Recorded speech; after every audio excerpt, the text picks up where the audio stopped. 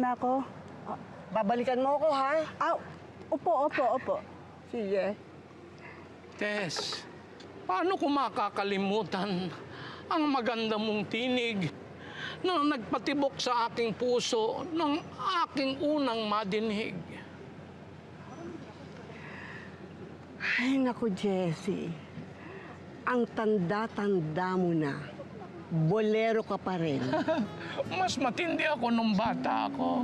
No, kita mo, sabi ko na nga, be, bolero ka talaga, no?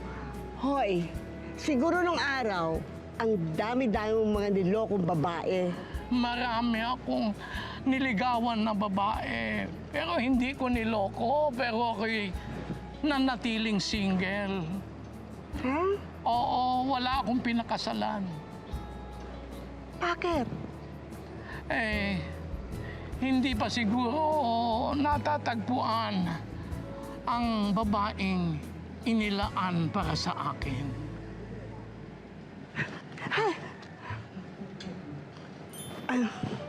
Naku, mabuti pa umalis na muna ako, ha? May gagawin pa ako. O bakit? Nagsisimula pa lang tayo. Aba, naramdaman ko eh. Hindi ba? Hinawakan mo ang kamay ko eh.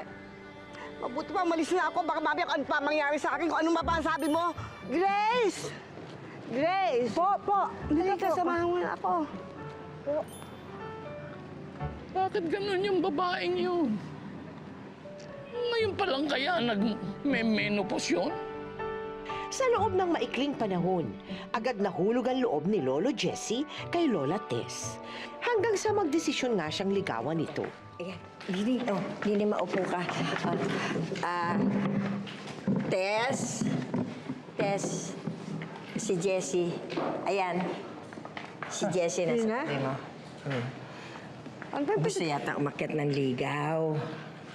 Diyos ko? Ano ba pinagagawa ninyo yan? Ay, Tess, ayas. may sinulat akong tula para sa'yo. Gusto mong madinig? Meron akong pupuntahan pa. Ay, hindi. Naku, Meron pa akong wala, gagawin. makapag-aantay yun. Tsaka na lang yun. Makinig ka, pakinggan mo yung tula niya. Sige na, pakinggan mo naman. Sige. Yan, pakinggan mo ha. Pakinggan natin. Nakilala kita sa panahong akala ko wala nang mahihiling, sa buhay ko'y kontento.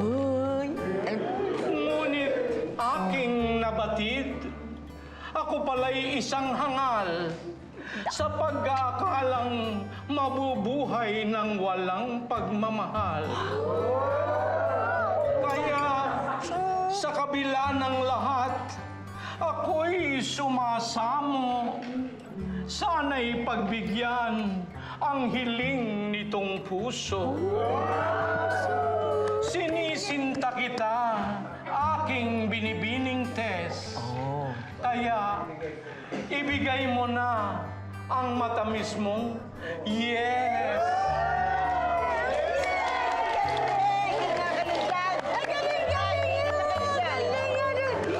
Ikaw naman oh. Tess! Saan ka punta? Aalis na ako. Ay, naku, sasamahan kita. Tess! Dito. Ay!